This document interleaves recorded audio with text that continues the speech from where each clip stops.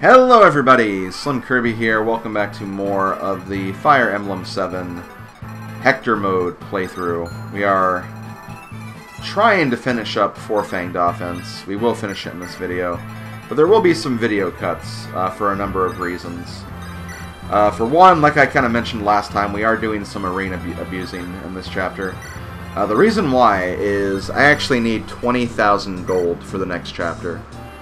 I'm not going to say why. I'm just going to let you guys know that we need 20,000 gold. So I'm going to be going to the arena to get some gold until I have that amount. I could sell some stuff. I'm sure that I probably have enough stuff that I could probably sell for that money. But arena works too. I'm going to be very careful when I'm in the arena though. I'm not going to take any unnecessary risks. If there's an opponent I can't really beat, I'm just going to reset and not even fight that opponent. That is actually a trick. If you enter the arena, you have to pay to see who your opponent is. But once you pay, you're kind of locked into the fight. You can't cancel. But if you actually reset when you see who your opponent is, you can actually like avoid having to fight that opponent anyway. So if you get like a Myrmidon or a Mercenary, because I'm going to be sending Dart in, I'm going to definitely back out and not even bother. He should be able to beat anything else, no problem. He has a lot of HP. That's what he has kind of going for him, and he has a lot of damage output. His speed's not terrible. Really, the only thing that could probably outspeed him and do double the hits on me would probably be like a Myrmidon or a Thief or something. But yeah, Dart should be fine. And again, you can back out if the fight looks too bad. Just remember, if you do lose and your unit dies, they will actually die in the playthrough, so keep that in mind. So yeah, I will be doing that. I will, of course, be cutting all that out, but I will show off all the level ups I get from the arena too, so do not worry about that. Of course, I will be showing off those level ups. Second, much like I did in the Four-Fanged Offense chapter in Elliewood mode, I will be doing some support grinding. I will be cutting it out though, but I will be putting it in a future video. I kind of talked about this earlier in like another video. I think it was even, maybe it was even last video, but coming up after this chapter we have a Hector exclusive chapter, so I'm going to be showing that off. And after that we have the Vita chapter, which is a chapter you've already seen before. So that's going to be just one chapter, and after that we have Pale Flower of Darkness, which is again, another variation chapter that we'll have to see.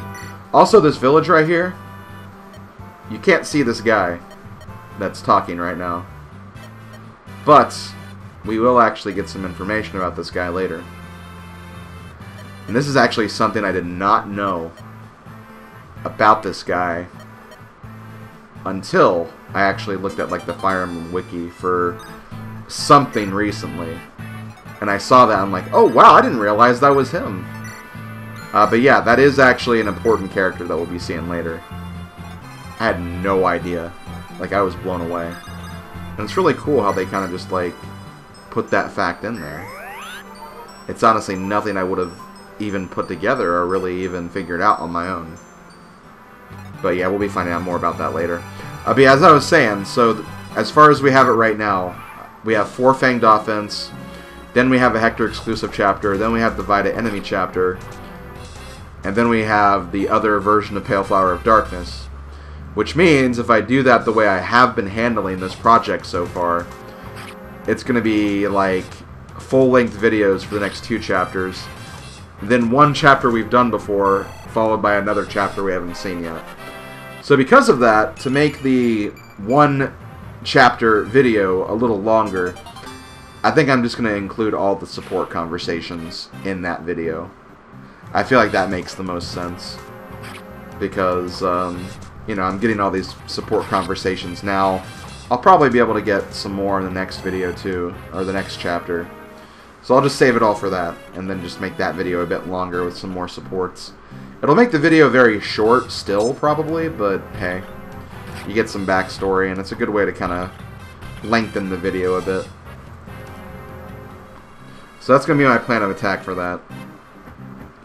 But yeah, all that support grinding and all the arena abusing, I will be cutting that and I'll be off-screening that.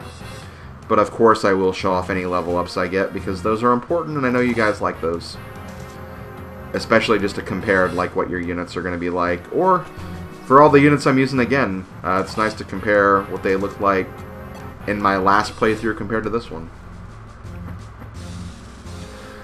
So another thing I should probably mention about this chapter is, much like the Lloyd version, there is a secret shop. In fact, Sane is actually standing on the secret shop location right now. It's that forest that's just kind of on this isolated island. I believe the shop has the same contents that it had in Lloyd's version. It has like all of the cavalry and knight effective weapons, so Armor Slayer, Longsword, Heavy Spear, Horse Slayer, Halberd, Hammer. But it also has an Ocean Seal as well. So if you didn't get the Ocean Seal that was in the Desert chapter, you can get it here. But again, just get the Desert chapter one. It's a lot easier. It's quicker. You could use a thief to get it immediately. So, yeah. There's no reason not to miss that.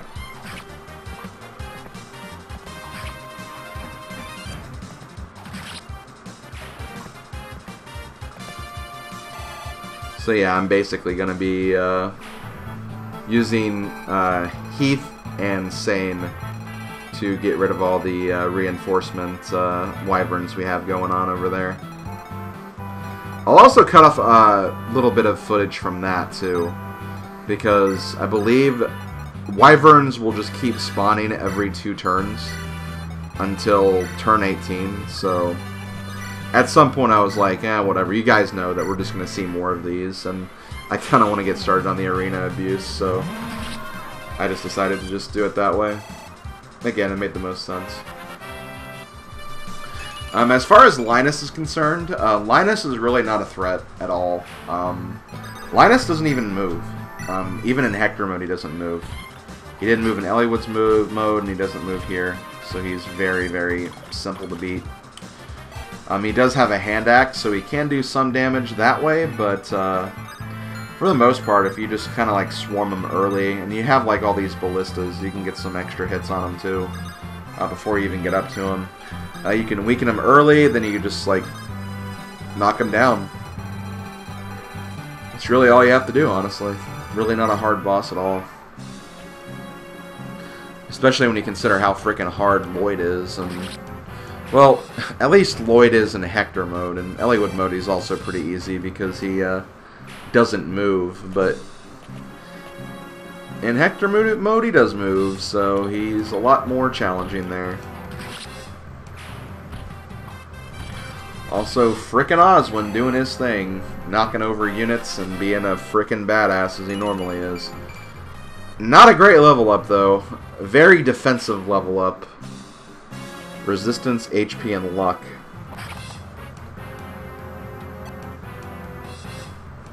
But see, like, notice that, like, if it wasn't for the weapon triangle, those pirates wouldn't even be hurting Heath right now. That's the only reason they're able to hit me, is because of that one extra damage the weapon triangle does.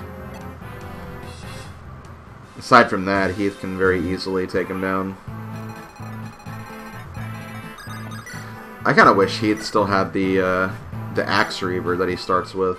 I actually got a lot of mileage out of that Axe Reaver. Especially for the Eubens chapter. Also, the Eubens chapter. Eubens is dead. Eubens is over. We need to move on from Eubens. We'll never move on from Eubens.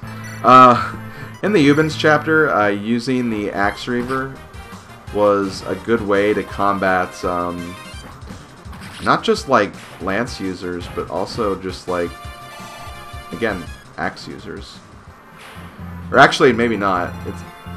No, I think it was sword users you use the Axe Reaver against, because I think the Axe Reaver reverses the Reaver triangle. I don't know, it's confusing. I hate the Reaver weapons. I don't think they're that good. I know I was just praising the Axe Reaver, but it was actually working out pretty well for me. And it allowed me to kill both bosses in the Desert chapter with Heath, so I can get them caught up, so that was nice. But yeah, the Reaver weapons I just do not like. I don't see why anyone would want to use that as like a final like weapon for like a final team or something. So usually whenever I get to like the preparation chapter, I always just like skip out on the Reavers, because it's like, why bother? Also, sorry for that noise. That was my phone going off. It was the, I'll go ahead and say it. It was the Link to the Past randomizer tournament bot, reminding me that I have a qualifier race in about 2 hours. Thank you, TourneyBot. I appreciate it. Yeah, I guess that's something I could kind of talk about a little bit while we're kind of burning some time here, because we have about 6 minutes before I'm going to cut footage, and then we finish the chapter right afterwards. Fire Emblem randomizers, that's definitely a thing. I kind of already talked about a little bit. Odinspec did his Eubens randomizer a couple of years ago, which is how the Eubens meme really kind of took off on the YouTube front. But as far as like Fire Emblem randomizers, generally the way those work is the most obvious ones is they randomize the classes of your units. So like, for example, Lyn, you know, she's a Blade Lord, which is pretty cool class. What if she was a mage? What if she was a Wyvern Knight? What if she was a frickin' dancer? Okay, she couldn't be a dancer because that'd make the Lyn mode impossible, but, you know, she could be any of those classes. Like, imagine that. That's pretty much what Fire Emblem randomizer could be, is that you have all these units that could end up being different classes. You could go through the game with classes you normally wouldn't have for specific chapters. You could have cases where you don't get thieves at all, and like you have to rely on getting chests in a different way. It's very interesting. Like, I haven't really done very many Fire Emblem randomizers. In fact, I don't think I've even completed one, which is a shame. I think the most entertaining randomizer I did do is I did a Sacred Stones one once, where it actually put the monster classes into it, and I had some fun with that. I had the Centaur Erica playthrough, which basically Erica randomized into one of these Centaur monster units, and that was a pretty funny happenstance. But yeah, Fire Emblem randomizers, they are pretty fun. I feel like they can also be pretty irritating depending on what you get randomized. Because I know there was definitely one thing, or one run, where I got like a whole bunch of Shamans and Myrmidons. And like, I really wanted like a cavalry unit, a horseback unit, so I could move faster. And like, I think I was also like heavily lacking on like lance users in general.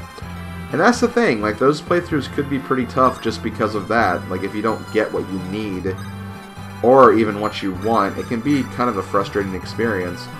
And then you get into other variations where you can, like, randomize, like, stats, randomize, like, base stats, randomize level growths. There's a lot of different things you could technically randomize in Fire Emblem Randomizer. But again, much like a lot of other randomizers, especially Pokemon, it really just kind of like tests the limits of like how much do you want to like process what's going on. Because I know with Pokemon you can like level up a whole bunch of things. You can randomize a whole bunch of different things. You can randomize like where Pokemon appear, which is like the basic cool thing about Pokemon randomizers. But you can also randomize like the stats for those Pokemons, the base stats, stuff of that nature, and that's where things can get kind of crazy. And then you can make it even crazier by like randomizing like the moves they can learn. You can randomize like, heck, what even typing they are, for example. And then it just gets kind of convoluted as you're trying to figure out all that stuff, and then you're kind of like fighting against yourself because of what you know from the actual games. It can get pretty insane, not gonna lie, and that's why I've kind of like been under the impression that if you're gonna randomize something like Fire Emblem or Pokemon, like at least keep it basic for the first few runs. Don't do all the options at once, because while it could be a fun interesting experience, it could also be like a very frustrating experience. Like, I'd never do a Nuzlocke run of like everything randomized. That would just be that'd be terrible. Just immediately you get screwed, lose a Pokemon that you really wanted to use, and you know, you lose it due to like thinking that it could survive something that it didn't survive. But yeah, Fire Emblem randomizers, I would like to finish one at some point. Maybe I'll do a stream playthrough of one. The only problem is, like, now that I'm about to finish this game, I'm kind of Fire Emblemed out for a bit. And, you know, Fire Emblem Three Houses is coming out soon. I definitely would like to, you know, get myself fresh for that experience, so I'm not, like, hating Fire Emblem by that point. Because I'm definitely a gamer where if I'm playing, like, one game for a long period of time, I get burnt out really easily.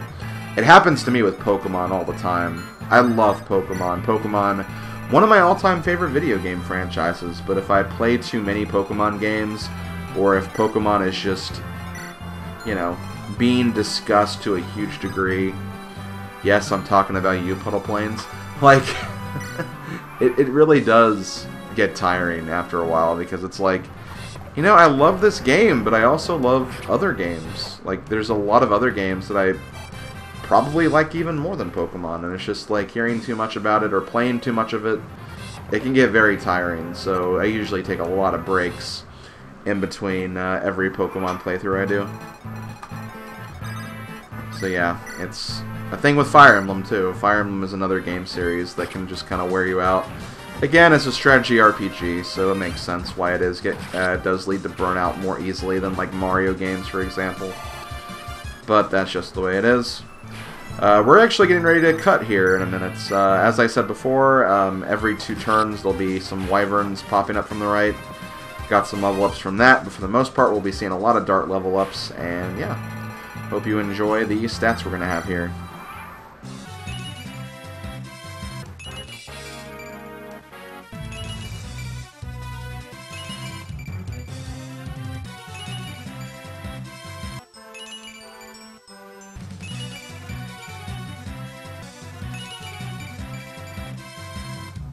I feel like my dart's better than my Eliwood mode dart.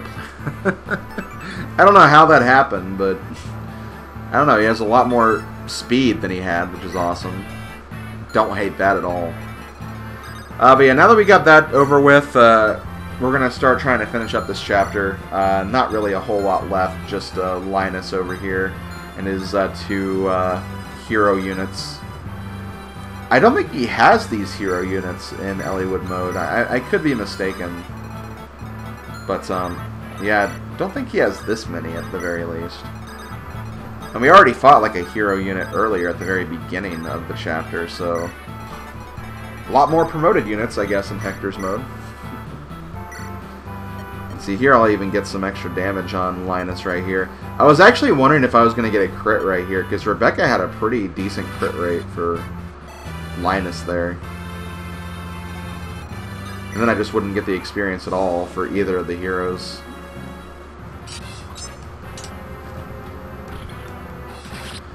But I decided to just give Oswin the kills for this. It's been pretty slow going for him. Oswin is generally a unit that I find myself benching early if I need experience for other units, just because he is so easy to raise. And he does kind of like really help you out early on. So it makes sense, it makes sense. Alright, level up Rebecca. Strength and speed. Those are 2 of the best stats, so can't complain about that. Her defenses are really low, though. Her low defense and resistance comboed with her low HP is kind of scary, but at least she's a dodging machine. That's all that matters, I guess. And there we go. The other hero is done. Let's see what Oswin's level up is going to be like.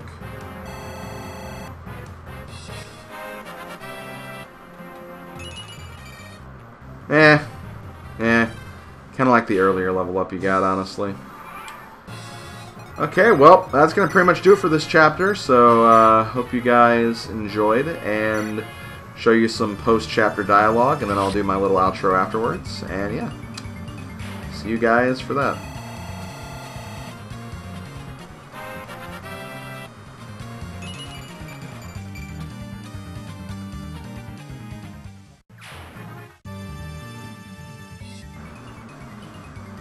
Are you well? I lost. My brother tried to warn me. You're strong, too strong. But I will not die quite so easily. What? You'll go with me. Elliewood, do as you must. Huh? What did you... I noticed something during the battle. You did your best to keep the villagers clear of the fighting. Of course. They have nothing to do with this. You are our target, not them. You are not evil. The Black Fang fights with honor, so why is it that we are enemies? It's your fault. You're evil. Bah! Huh? None of this makes sense. Sonia told Father that you're a band of criminals. Father agreed and I obeyed, but... Sonia, isn't that... I'm going to withdraw for the moment. I'll be back when this is all straightened out. I've got to talk with my brother. I'm not sure it is wise to trust that woman.